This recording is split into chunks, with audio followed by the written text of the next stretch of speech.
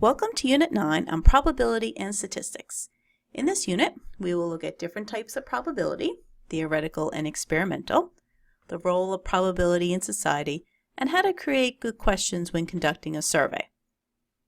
We'll start with Lesson 1 on types of probability in society. A probability is defined as the likelihood that an event will occur, and it can be expressed in many ways. We can say that there's a 50% chance of rain tomorrow, or a 1 in 2 chance of flipping heads on a coin, or a 0.5 chance of rolling an odd number on a 6-sided die. So in the first example, we see that our probability is expressed as a percent. Here, we have a fraction. And here we have a decimal. So you can see probability expressed in any one of these three ways. Now, theoretical probability is the number of favorable outcomes written as a fraction of the total number of possible outcomes. It's what we expect to happen. So if we look at the example of rolling an odd number on a 6-sided die, I see that there are 3 favorable outcomes, because we can roll a 1, 3, or 5. And there are 6 outcomes in total. So we have a 50% chance of rolling an odd number on a die. Now let's compare that to the experimental probability, which is the probability of an event calculated from experimental results. It's what actually happens. So if I rolled a die 10 times and I got an odd number 4 of those times, we say that the experimental probability of rolling an odd number is 40%, which is different than the theoretical probability, as what is theoretically supposed to happen is not what always happens in real life.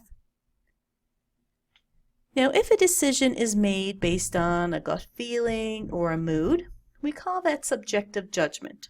There were no formal calculations involved here. You don't take the favorable outcomes and divide it by the total outcomes. It's just based on a feeling. Now, for example 1, it says the results of rolling a die 50 times were recorded in the chart below. So someone rolled a 1 11 times, someone rolled a 2 5 times, and so on. So in A, we have to determine the theoretical probability of rolling a 3. So the number of favorable outcomes here is 1, because there's only 1 3 on the die, and 6 numbers in total. Now we got to express that as a decimal and percent as well. So on my calculator, I can just do 1 divided by 6 to change it to a decimal. It's 0.16 repeating.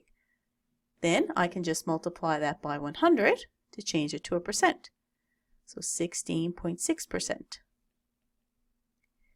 Now let's compare that to the experimental probability of rolling a 3. Well, I see that a 3 was rolled 7 out of the 50 times. Now this is equal to 0.14 or 14%. So it's pretty close to the theoretical probability. It was off by around 2.6 repeating percent. Now for C, it says Jan says she has more than a 50% chance of rolling a 5 because it's her lucky number. What is she basing her answer on? Well, this is not the theoretical probability of getting a 5 or the experimental probability. This is based on her feeling. It's her lucky number. So this is what we call subjective judgment.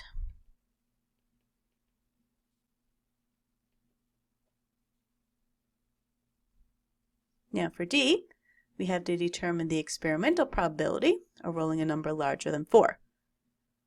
Well, 5 and 6 are larger than 4. So I see that 16 out of 50. Now I can keep this as a fraction if I want, but I do need to reduce it. If you want to write it as a decimal, you can. Or you can change it to a percent as well. Now as a note, increasing the number of times an experiment is performed will make the experimental probability closer to the theoretical probability.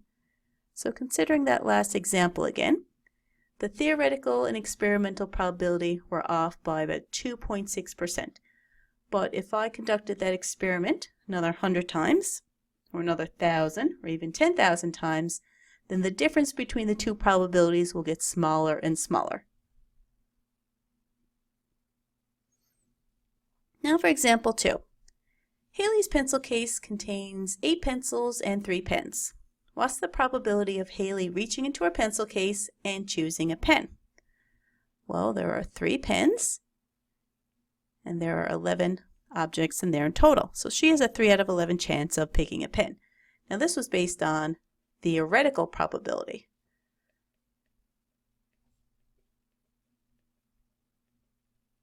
So I determined the number of favorable outcomes and I divided that by the total number of outcomes. Now for example 3, it says a factory weighed 465 bags of candy. Now if 11 of those bags contain the incorrect amount, what's the probability that the next bag of candy weighed will be incorrect as well?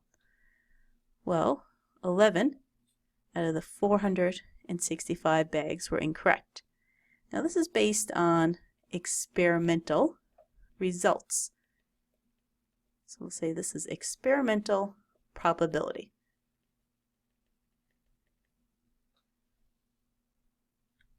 Now for the last example, we have to determine whether each decision is based on theoretical or experimental probability or subjective judgment. So for A, it says Tom ignores the fact that the coin he flipped landed on heads the last 8 times and still states that the probability of getting heads is 50%. So Tom does not say that because he got 8 heads in a row, the next time is definitely heads. No, he states that he has a 1 in 2 chance of getting heads. He based it on theoretical probability.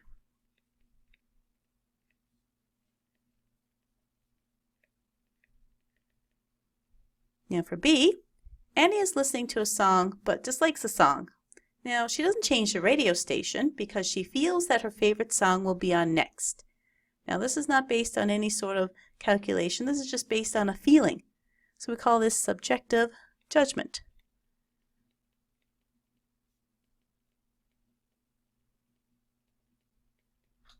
And then for C, during the last 10 times that Gary visited the grocery store, they had the chocolate bar he wanted only 2 of those times. So Gary did not return to that grocery store.